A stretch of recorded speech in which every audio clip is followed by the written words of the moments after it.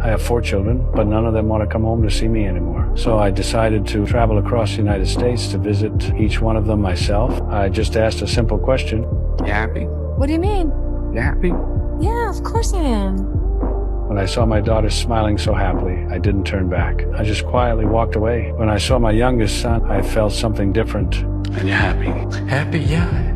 I get paid to bang a big loud drum all day. Of course I'm happy. In his eyes, there was a faint sense of guilt, almost invisible, but I could still feel it. Just like my oldest daughter, he hesitated before answering me. Hey, I'm sorry that we couldn't spend more time together. When I realized all my kids were lying, I wanted to know why they weren't happy. So I invited everyone home for Thanksgiving. I started preparing several days in advance. Normally, I'm pretty frugal, but this time I was generous. I bought good wine.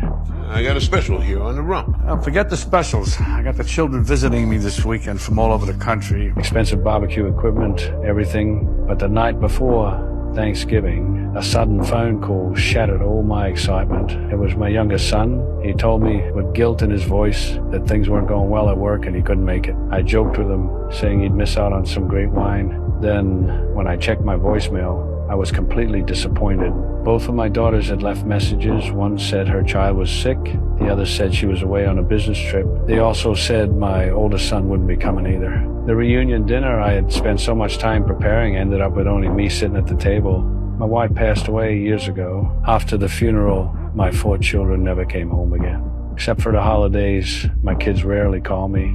But when my wife was still alive, they would talk with her endlessly on the phone. After hesitating many times, I finally decided to travel across the country myself, to look for the love that was slipping away, and to find out what wall had grown between me and my children. Because of my work, I developed chronic pulmonary fibrosis. I can't take flights, I can't do strenuous activities, and I can't let my emotions get too intense. I have to take medicine every day just to stay alive. So this trip was extremely dangerous for me. On the train, I bragged to everyone about my successful children. The wrinkles on my face were filled with pride. Before I retired, I worked coating electrical wires. For 30 years, I covered at least 300,000 meters of wire. I left home early and came back late every day, but I never felt tired or bitter because raising my children and watching them succeed was the proudest thing in my life. A person's life seems to be spent entirely for the... I wanted to surprise my oldest son first, but to my surprise, I couldn't get into his apartment.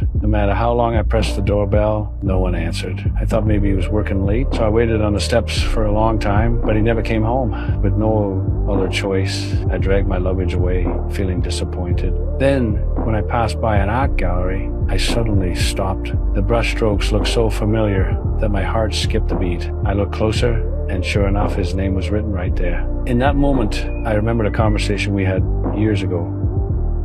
What are you gonna do when you grow up, huh? I want to be a painter and do my pictures. Not a painter. Christ, painters paint walls and dogs pee on walls. You're gonna be an artist. Artists paint pictures that change people's lives. So what are you gonna be? An artist. That's right, an artist. So you're gonna work hard? Yes, Dad. You're gonna make me proud? I'm trying, Dad. Looking again at my son's painting, I felt a deep sense of pride and peace. I no longer felt anxious or lonely.